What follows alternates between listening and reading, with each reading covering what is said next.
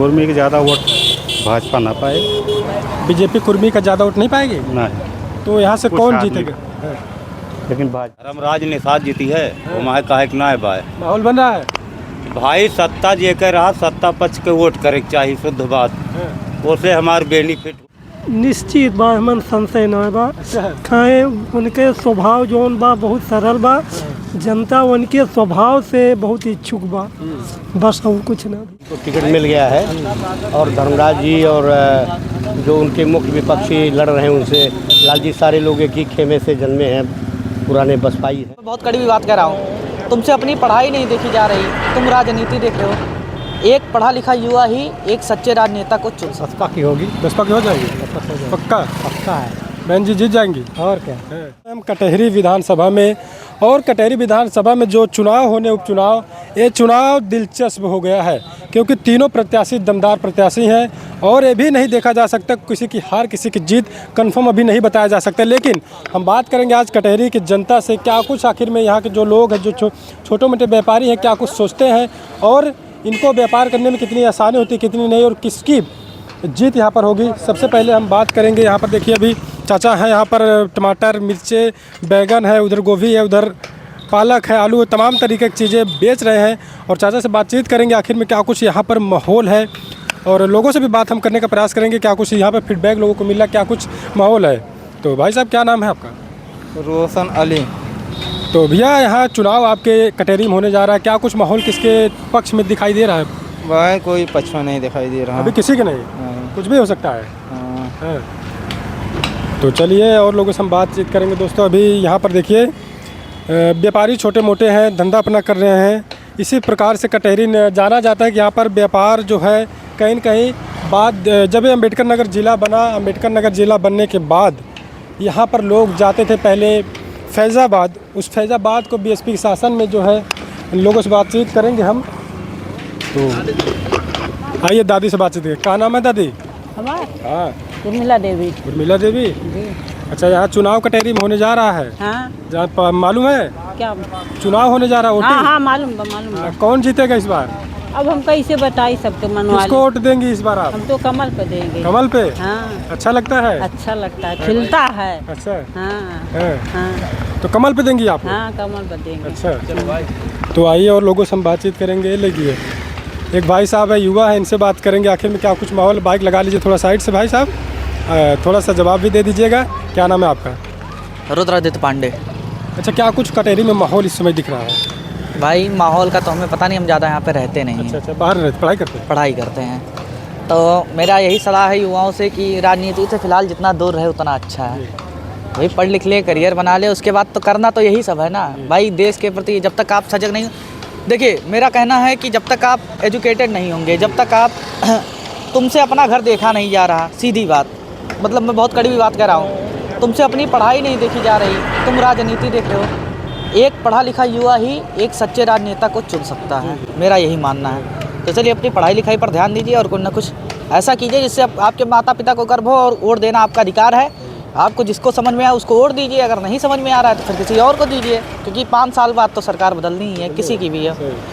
अगर कोई सरकार 2-3 बार चुनाव जीती है पंचवर्षीय, तो इसका मतलब उसने कुछ अच्छा कार्य किया होगा। तो अगर आपको नौकरी मिली है, सीधी बात, आप अपने फ़ायदे के लिए नहीं, आप थोड़ा अपने जैसे लोगों के फ़ायदे के लिए देखिए। कोई व्यापारी है उसके लिए कोई और सरकार बेहतर है, कोई पढ़ने लिखने वाला है उसके लिए कोई और सरकार बेहतर है। एक ही सरकार है, और पहली बात तो जनसंख्या इतनी है ना कि वो सारी चीज़ें नहीं मैनेज कर सकती। कोई भी हो, हमारा आपका पेट नहीं भर सकता, आपको खुद काम करना पड़ेगा, खुद कमाना पड़ेगा। हाँ, योजनाओं का लाभ मिल सकता है, वो अलग बात है। तो चलिए बहुत बहुत धन्यवाद। तो और लोगों से बातचीत करते हैं, व्यापारी छोटे मोटे, इनसे बात करेंगे। चाचा क्या नाम है आपका? का भैया? क्या नाम है दादाजी? भगवान दीन मौर्य। अच्छा मौर्य जी, अभी ये आप गोभी का ये क्या है? गोभी भैया। अच्छा, गोभी का बीज है जो लोग लगाते हैं इस समय। हाँ हाँ। तो क्या कुछ यहाँ चुनावी माहौल दिख रहा है, किसके पक्ष में जा रहा चुनाव? यही तो भैया निषाद जी का ही है माहौल चलता बा। निषाद जी का? हाँ। धर्मराज निषाद? हाँ। कमल वाले? हाँ। लग रहा है कि इस बार जीत जाएंगे? निश्चित बा, हमन संशय न बा। खाए उनके स्वभाव जौन बा बहुत सरल बा, जनता उनके स्वभाव से बहुत इच्छुक बा। बस और कुछ ना भैया। अच्छा हाँ अच्छा, उनका स्वभाव बहुत नॉर्मल स्वभाव है। बहुत नॉर्मल। हाँ किसी से भी मुलाकात कर सकते हैं, बात कर सकते हैं, हाँ किसी से भी मुलाकात कर लेते हैं। हाँ हाँ अच्छा मने यही नहीं बात ना होगा। हाँ तो चलिए, बहुत बहुत धन्यवाद दोस्तों। देखिए यहाँ पर गोभी का बीज जो है, पेड़ है छोटा सा, उसको लगाने के लिए लोग इस समय जो समय होता है कहीं न कहीं और लोगों से बातचीत में। भैया क्या नाम है आपका? का भैया क्या नाम है? शालिग्राम। अच्छा, क्या माहौल यहाँ चुनाव कटहरी में आपको होने जा रहा है? क्या कुछ माहौल दिख रहा है? नहीं हम भैया हम बड़ा दूर से आए हम। अच्छा, आप दूर से हैं? हाँ। मार्केट करने आए? हाँ। चलिए, बहुत बहुत धन्यवाद। तो और लोगों से हम बातचीत करेंगे। यहाँ पे एक और दादाजी हैं जो सब्जी लगा के सभी लोग बैठे हैं। दादाजी क्या नाम है आपका? बोला का है, बोला बताता ना। चुनाव हो रहा है आपके कटहरी में, किसका माहौल दिख रहा है? हाँ अब क्या का बताई, अब यही ना ज्ञान क्या का बताए। अच्छा, अभी किसी का कंफर्म नहीं है? ना है। कुछ भी हो सकता है। हाँ तो चलिए, बहुत बहुत धन्यवाद। और लोगों से हम फीडबैक लेने का प्रयास करेंगे। चाचा जी क्या नाम है आपका? राजेंद्र प्रसाद वर्मा।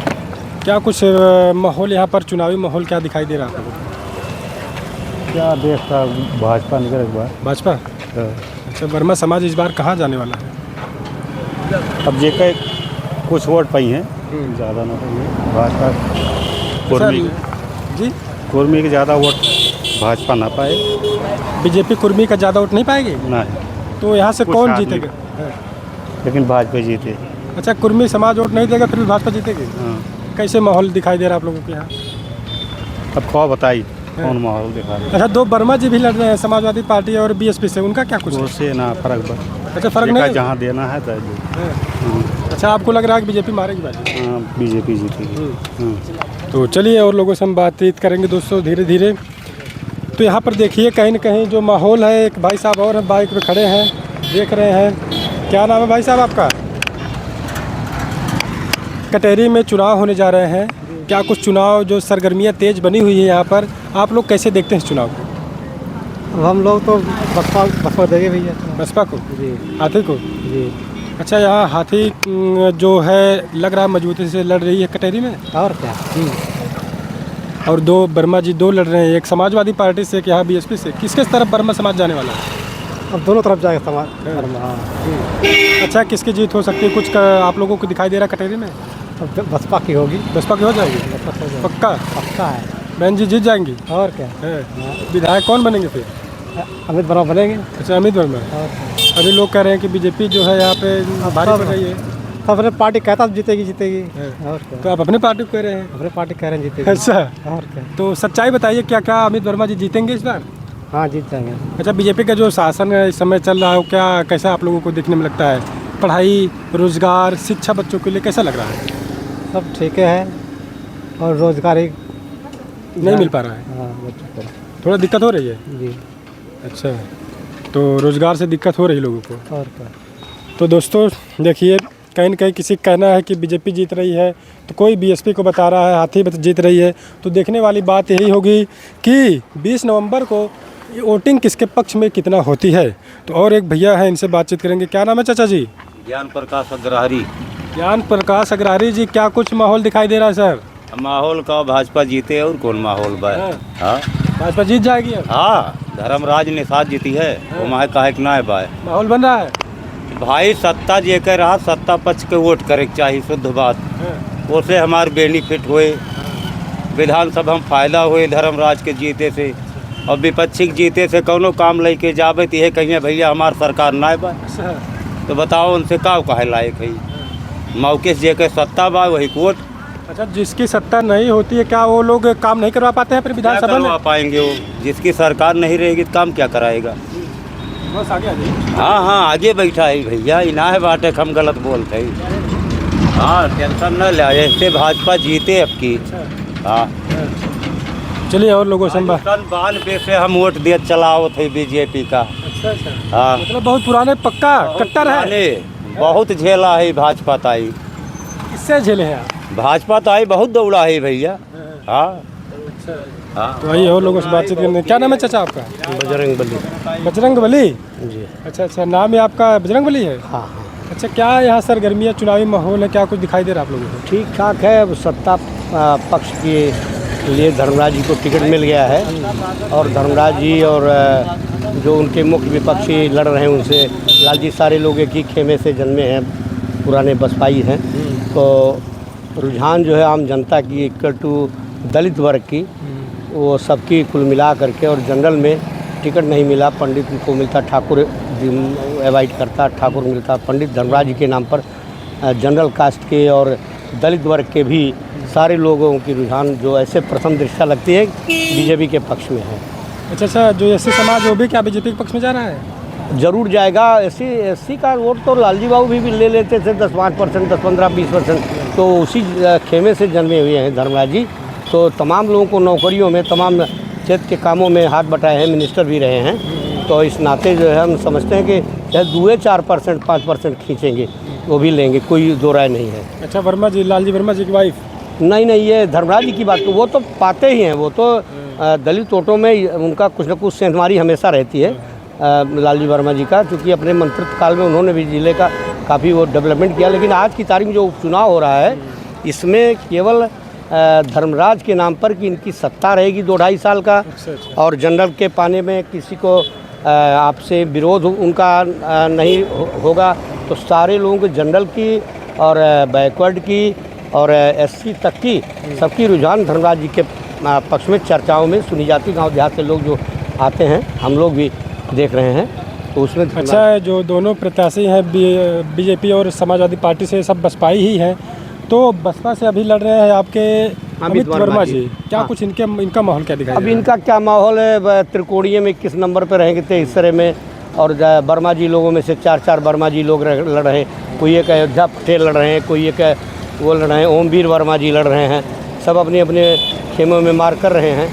लेकिन हमें लगता है कि, और जहाँ तक इनका सवाल है, ये भी तो कांग्रेस के खेमे से आए हैं अमित जी, तो किसी का मूल बसपाई ये तो नहीं है अमित वर्मा जी।